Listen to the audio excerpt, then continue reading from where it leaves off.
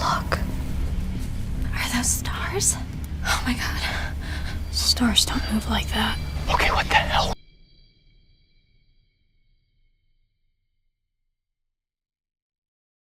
the hell was that? Oh my god, they're UFOs. Hundreds of residents are reporting strange lights. Woods and my family is in danger.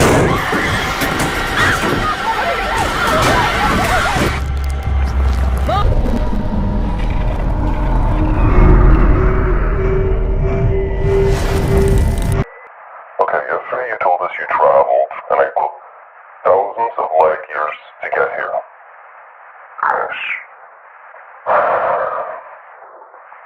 Tell us the truth, or never leave you. It is truth, or I fall off.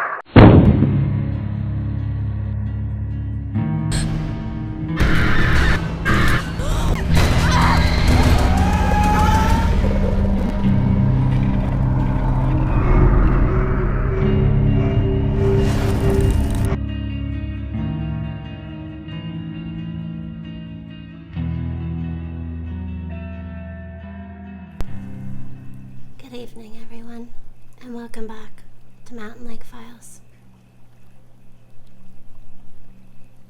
This story that I've received from a good friend, I consider a good friend and a family member.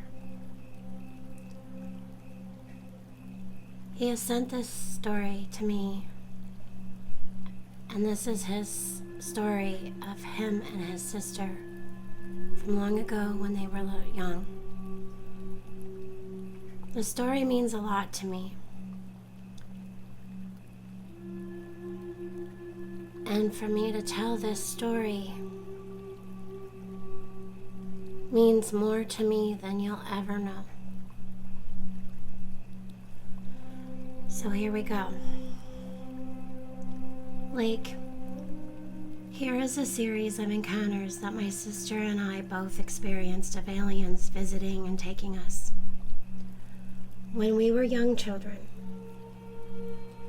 We never knew it was happening to us both until a couple of years went by and my sister told me. Deciding to divulge my life experiences before I leave Mother Earth. Most would not believe, but that's okay. It's up to them. But the people I have helped always believe me when I speak. They know. So here we go. We lived in an old 2-story farmhouse. My mom, dad, 3 sisters, and 1 brother. My room had a window, and that's how they would come through to get me. And we would leave, going through the closed window. They were typical looking grays, never opened their mouths to speak, always mind talked. They would come in, surrounded by a dull white light. I would float up from my bed.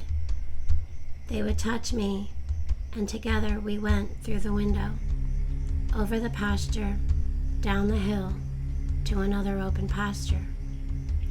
We waited for the UFO to appear over us.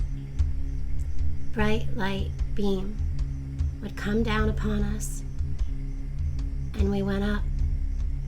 I remember nothing after that, just waking up in bed. The spot that the UFO always picked me up, and in the open pasture, was a large circle that never grew anything, always bare, regardless of the crops or farmers' efforts. We would always avoid walking through that area when we were playing in the wooded farmlands. Our dogs would never walk that circle, ever. As they approached the area, they would whimper, put their tails down between their legs and walk around. On the other side of that area was a deep valley with tall trees on both sides, with long grapevines that we'd use to swing from side to side. One day, my sister heard my friend and I speak of the grapevine swinging. She asked me to show her the swinging vines, so away we went. As we approached the valley, we had to walk past the circle. Saying nothing, we proceeded to walk around, as usual. Looking back, I see my sister on the edge of the circle looking up. I ran back as tears rolled down her cheeks. "This is where they pick me up," she said quietly. She then proceeded to tell me about how they came and got her at night through the wall, over the pasture, down the hill, and out to the open pasture. The UFO comes, picks her up, and she wakes up back in bed the next morning. She thought it was a bad dream. As we spoke, we realized it was not a dream at all, as it was happening to both of us. We recalled the same beings, their look, how they sounded, how the UFO's appearance looked, everything identical to our encounters. We knew only they come when we slept. So we took turns in sleeping shifts, watching over each other in the same bedroom for a year. They never came during that year. Also, the day we discovered what was happening, we went to the valley to swing on the grapevines. The entrance to the valley was blocked by fallen trees laid carefully down on top of one another, with deep black spaces between the logs going down far.